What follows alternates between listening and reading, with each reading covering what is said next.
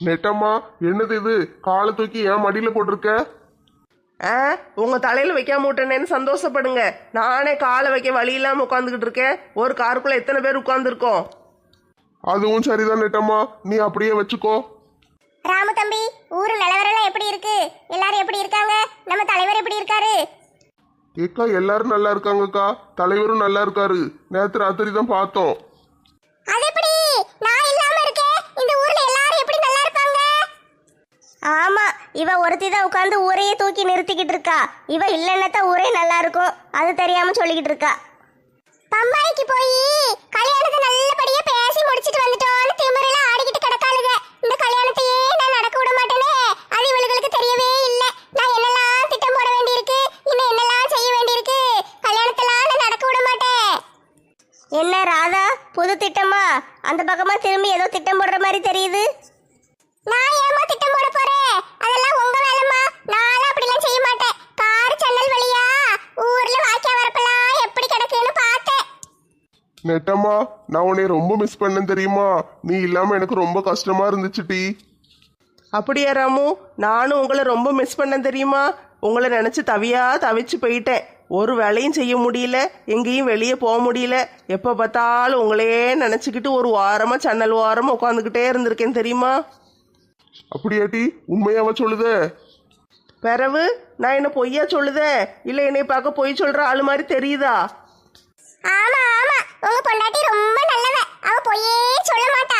முத நாள் போன அன்னைக்கு இந்த ஸ்னோ வேர்ல்டுன்னு ஒரு இடத்துக்கு போனோம்ல, ஐஸ் கட்டியா கிடக்கும், அங்கெல்லாம் அவ வரவே இல்ல. மறுநாள் பீச்ல வந்து ஆட்டம் போடவே இல்ல. மூணாவது நாள் கோயில்ல போய் பொங்கலுக்கும் கேசரிக்கும் அடிச்சுக்கிடவே இல்ல. அவ பாவம் வீட்லயே ஒரு வாரமா ஜன்னல் ஓரமா உட்காந்துக்கிட்டு தான் கிடந்தா. நெட்டம்மா, அந்த அக்கா என்ன சொல்லுதாக? எனக்கு ஒன்றும் புரியலையே. அந்த அக்காவுக்கு மெண்டல் பிடிச்சிட்டு ராமு, போகிற வழியில் ரயிலில் என்ன செஞ்சாங்கன்னு தெரியுமா? சம்சாக்காரன்ட்ட போய் சம்சாவுக்கு சண்டை போட்டு இவங்க ஒரு பக்கம் இழுக்க, அவன் ஒரு பக்கம் இழுக்க, ரெண்டு பேரும் ஒரு சம்சாவுக்கு சண்டை போட்டு இழுக்கன்னு சொல்லி ரெண்டு பேரும் போய் மண்டையில் போய் இடிச்சுக்கிட்டாங்க. இவங்க ரயிலில் போய் நல்ல சன்னலில் போய் மோதி நங்குன்னு கீழே விழுந்தாங்க பார்த்தீங்களா? அதில் தலையில் அடிபட்டு மண்டை குழம்பி போயிட்டு அன்னையிலேருந்து பைத்தியம் மாதிரி தான் உளறிட்டு கிடக்காங்க. ஐயோ, மெண்டல் ஆயிட்டாங்களாக்கும். அட பாவமே, போகும்போது நல்லா தானே இருந்தாங்க. சரி, அங்கேயே ஒரு ஆஸ்பத்திரியில சேர்த்து விட்டு வந்திருக்க வேண்டியதானே. நீங்க எதுக்கு கையில கூட்டு வந்தீங்க?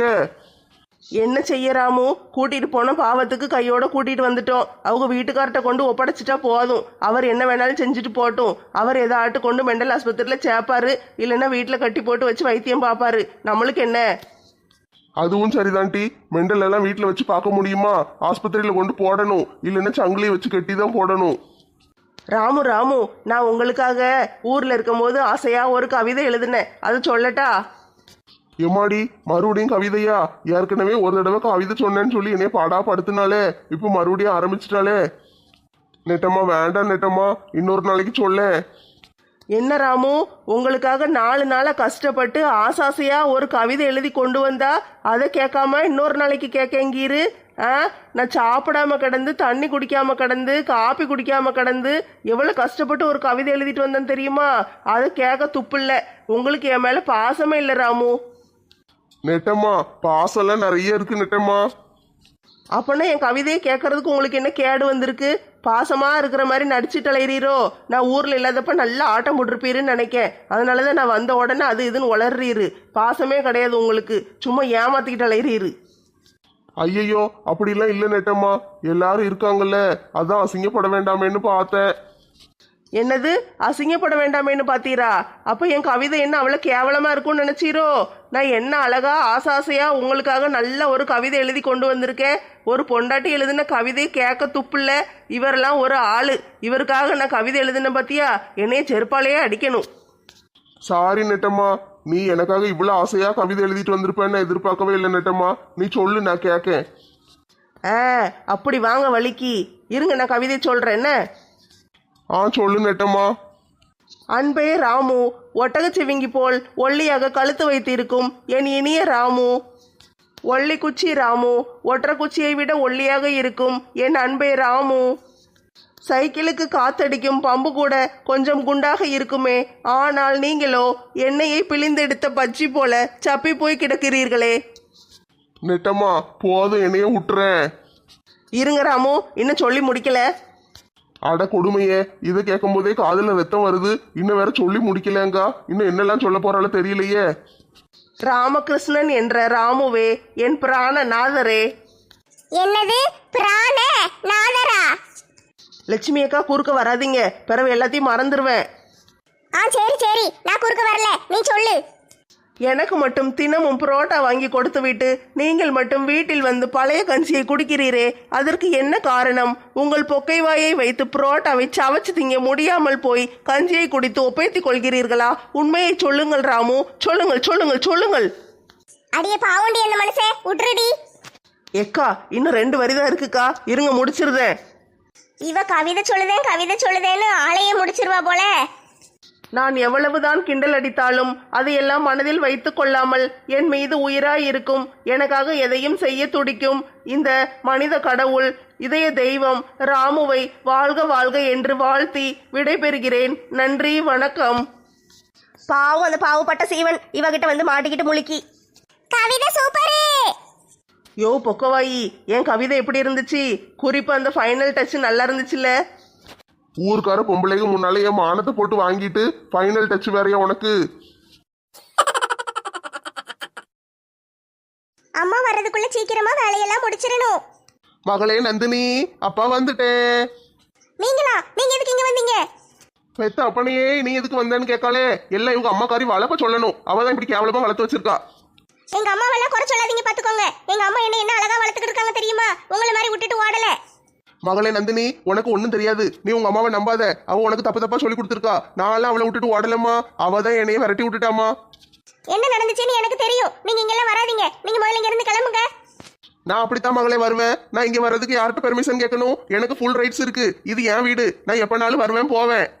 இந்த வீடு ஒண்ணும் உங்க சொந்த வீடு கிடையாது. நீங்க எங்களை ஆத்தங்கரையில ஒரு டென்ட் போட்டு விட்டுட்டு ஓடிட்டீங்கல்ல, அப்பதான் தலைவர் எங்களை பார்த்து பாவப்பட்டு இந்த வீட்டுல இருந்துக்கோங்கன்னு சொல்லியிருக்காரு. சரியா? இந்த வீட்டுக்கு வாடகை எல்லாம் வேண்டான்னு சொல்லிட்டாரு. உங்க வீடுலாம் ஒண்ணும் கிடையாது. நீங்க இங்கெல்லாம் வரக்கூடாது. நானும் அம்மாவும் இந்த வீட்டுல கஷ்டப்பட்டு வாழ்ந்துகிட்டு இருக்கோம். நீங்க எதுக்கு இப்ப வந்தீங்க? போங்க வெளியே. அடியே சில்வண்டு, அதெல்லாம் கிடக்கட்டும். உங்க அம்மா எங்க? அதெல்லாம் உங்ககிட்ட சொல்லணும்னு அவசியம் இல்ல. நீங்க முதல்ல கிளம்புங்க. நான் பெத்த மவளே நந்தினி, எனக்கு உன்னைய பார்க்காம இருக்க முடியலடி. உன் நினப்பாவே இருந்துச்சு, அதனாலதான் வீட்டுக்கு வந்தேன். சரி சொல்லுமா, அம்மா எங்க? அம்மா மும்பைக்கு போயிருக்காங்க. ஆட பாதகத்தி, பெத்த பிள்ளைய இப்படி தனியா போட்டுட்டு பம்பாய்க்கே ஓடி போனா? அவ இட்லி கடை வைக்கும் போதே நினைச்சேன் துட்டு சம்பாதிக்கணும்னு திமிரு அவளுக்கு. அதான் பிள்ளைய போட்டுட்டு ஓடி இருக்கா. எங்க அம்மா ஒண்ணும் என்னை விட்டுட்டு ஓடல. எங்க அம்மா முக்கியமான விஷயமா பம்பாய்க்கு போயிருக்காங்க. இன்னைக்கு வந்துருவாங்க. நீங்க முதல்ல இந்த இடத்த விட்டு காலி பண்ணுங்க. உங்க அம்மாவும் தானே ஓடி இருக்கா. அவளுக்கு மட்டும் சப்போர்ட் அடிக்க நான் ஓடினா மட்டும் என்னைய திட்டுதே.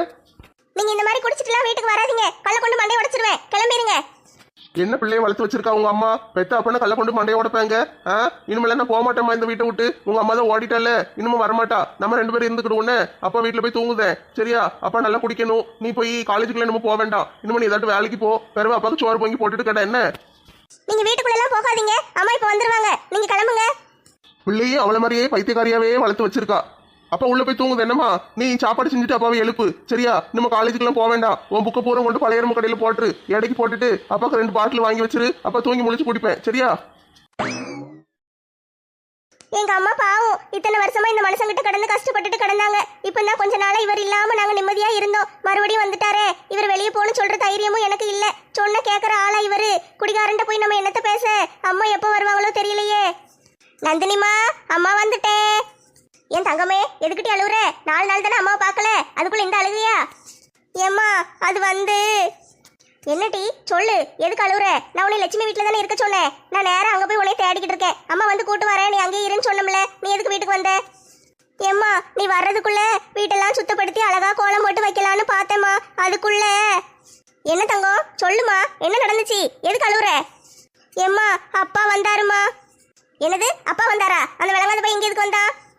ஏம்மா அவர் வந்து உங்க அம்மா ஊரை விட்டு ஓடிட்டா, இனிமே வீட்டுக்கெல்லாம் வரமாட்டா, அதனால நீ காலேஜுக்கெல்லாம் போக வேண்டாம், நீ வந்து எனக்கு சோறு பொங்கி போடுன்னு சொல்லிட்டு அவன் என்னட்டி செஞ்சா? வீட்டுக்குள்ள போயிட்டாருமா. எவ்வளவு தைரியம் இருந்தா அந்த விளங்காத பையன் நான் இல்லாத நேரம் பார்த்து வந்து என் பிள்ளைகிட்ட கலாட்டா பண்ணுவான். இரு இன்னைக்கு அவனை என்ன பண்ணுதுன்னு பாரு. ஏம்மா சண்டைலாம் போட வேண்டாமா. என்னது சண்டை போட வேண்டாமா? சரி சண்டை போடல, இன்னைக்கு ஒரேடி அவனை கொன்றுதேன். அவனை கொண்டுட்டு ஜெயிலுக்கு போனாலும் பரவாயில்ல, அவனை இந்த வீட்டில் இருக்க விட மாட்டேன். ஏம்மா எனக்கு ரொம்ப பயமா இருக்குமா. அந்த மனுஷன் இந்த வீட்டை விட்டு போக மாட்டாரா? நம்ம இவ்வளவு நாள் நிம்மதியா இருந்தோமேம்மா, அதெல்லாம் கெட்டு போயிருமா? ஏன் தங்க பிள்ளைய அள வச்சிருக்கானே அந்த விளங்காத பையில இன்னைக்கு நான் சும்மாவே விட மாட்டேன். ஐயோ அம்மா கோவமா போறாங்களே, என்ன நடக்கும்னு தெரியலையே.